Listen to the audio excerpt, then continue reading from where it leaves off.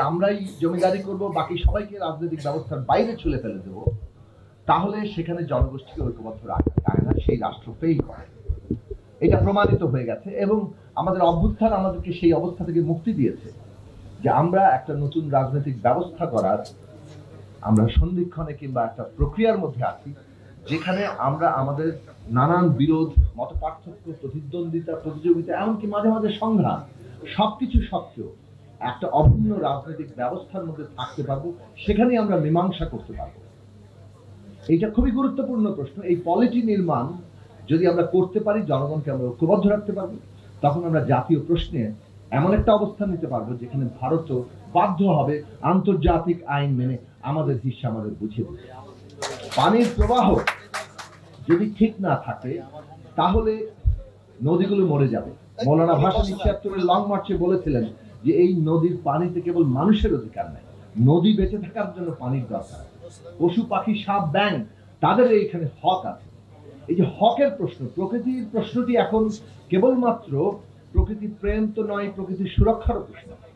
এটা প্রকৃতি অনুযায়ী সমস্ত পরিকল্পনা পৃথিবীকে নতুন করে সাজানোর প্রশ্ন। না হলে প্রকৃতি যে ধ্বংস হওয়ার, ক্লাইমেট চেঞ্জ এবং ক্লাইমেট যে একটা এই চেঞ্জের যে অবস্থাটা, এটা একটা এমার্জেন্সিতে পরিণত, জরুরি অবস্থায় পরিণত।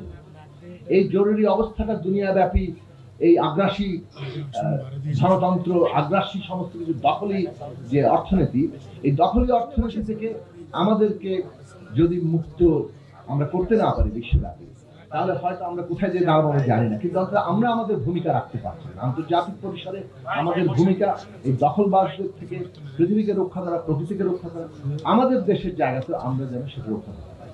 এখন আমরা পাল্টা পদ্মা ব্যারেজ করবো কিনা, পরিবেশ প্রকৃতির প্রশ্নটি আমাদের কাছে প্রায়োরিটি হওয়া দরকার। এগেইন সুরক্ষার জায়গা থেকে না, প্রকৃতি অনুযায়ী পরিকল্পনা নেওয়ার জায়গা থেকে। এই পার্থক্যটা দৃষ্টিভঙ্গিগত, কেননা জগৎ অ্যানথ্রোপোসেন্ট্রিক, মানুষ কেন্দ্রিক। জগৎ হওয়া দরকার প্রকৃতি কেন্দ্রিক, আমরা প্রকৃতির অংশ। এবং আমরা যে আজকে বিপ্লবের কথা বলি, আমাদের এইটাই বিশ্বাস যে বিপ্লব মানে হচ্ছে মানুষে মানুষের সম্পর্কের বদল, মানুষ এবং প্রকৃতির সম্পর্কের বদল। যদি সত্যিকার অর্থে ন্যূনতম কোনো পরিবর্তনের জায়গা আমরা চিন্তা করি, তাহলে এই পরিবর্তনের জায়গাটা আমাদের এজেন্ডার মধ্যে, কর্মসূচির মধ্যে আনতে হবে। পদ্মা ব্যারেজের পুরো প্রশ্নটি আমরা করবো কিনা, এইটা একটা পরিবেশগত এবং প্রকৃতিগত প্রশ্ন। এই প্রশ্নে এক্সপার্টিসরা কথা বলবেন, আমরা আরো গবেষণা করবো। যদি এটা বাংলাদেশ এবং পরিবেশগতভাবে এই জায়গা থেকে আমরা উপকৃত হই, ডেফিনেটলি আমাদের এইটা রাজনৈতিক এজেন্ডা এবং ভবিষ্যতের সরকারের একটা গুরুত্বপূর্ণ অর্থনৈতিক রাজনৈতিক প্রকল্পে পরিণত হবে। সেই বিবেচনার পরিপ্রেক্ষিতে আরো স্পষ্ট সিদ্ধান্ত হয়তো আমরা ভবিষ্যতে নিতে পারবো। আমি প্রথমে দুঃখ প্রকাশ করি যে আমি দেরিতে এসেছি, আমি আবার দুঃখ প্রকাশ করি আমি আগে চলে যাব। আমার টাঙ্গাইলে এখন পৌঁছাতে হবে একটা কর্মসূচিতে অংশ নেওয়ার জন্য। সিনিয়র নেতৃবৃন্দ এবং আমাদের সিনিয়র বিশেষজ্ঞ এবং